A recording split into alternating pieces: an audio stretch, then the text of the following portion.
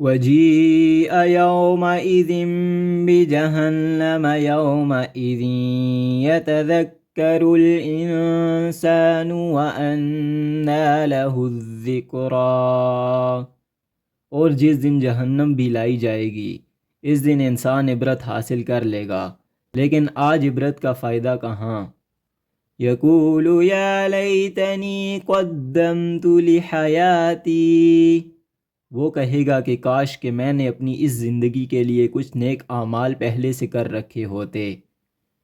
فَيَوْمَئِذٍ لَا يُعَذِّبُ عَذَابَهُ أَحَدٌ، پس آج اللہ کے عذاب جیسا عذاب کسی کا نہ ہوگا۔